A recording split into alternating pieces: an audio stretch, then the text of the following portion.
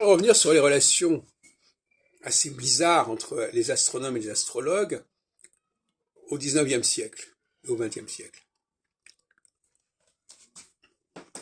Pourquoi les astronomes se sont-ils amusés à donner des noms de dieux aux différentes corps célestes qu'ils ont pu découvrir depuis 1781 jusqu'à aujourd'hui?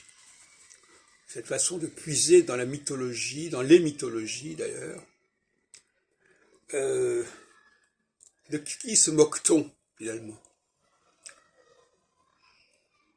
Et les astrologues en sont victimes. Ils en sont victimes pourquoi? Parce que les étudiants en astrologie aujourd'hui, quand on leur parle d'Uranus, Neptune et Pluton, ils trouvent ça tout à fait cohérent et logique, puisque ce sont des dieux qui font partie du panthéon gréco-romain, et donc c'est tout à fait logique que ces dieux aient leur planète.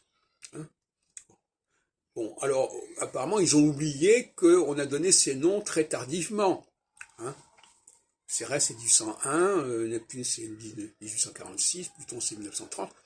Mais pour beaucoup d'astrologues, on est dans une sorte de mystique. Les astronomes sont les prophètes, sont les oracles qui donnent des noms. Parce que ce ne sont pas les astrologues qui donnent des noms à ces planètes. Jamais. Les astrologues attendent que les astronomes trouvent un nom. Et à partir de là, ils vont délirer là-dessus. Bon. Donc, on voit bien que là, c'est comme pour Nostradamus, dont je parlais tout à l'heure, le fait d'interpréter des centuries du XVIe siècle à l'aune des événements du XIXe, XXIe siècle, comme preuve de validité des centuries, c'est cocasse.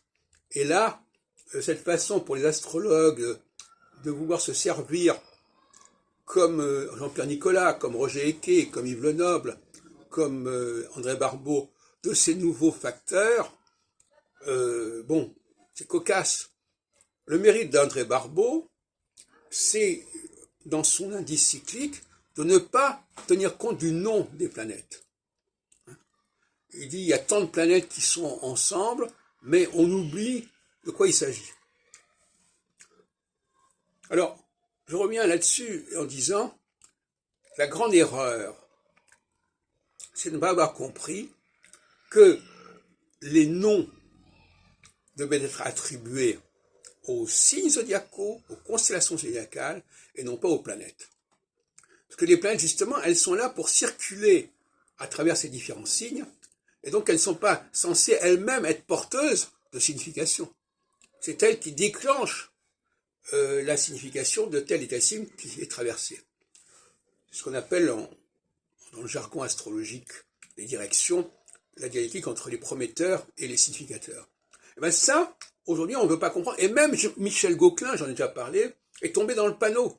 Il a voulu montrer que le nom des planètes correspondait à une réalité statistique. Or, les noms des planètes ne correspondent... les planètes ne sont pas censées indiquer des significations. Les planètes sont censées marquer, pointer tel et tel signe ou telle et telle maison. C'est pas du tout pareil.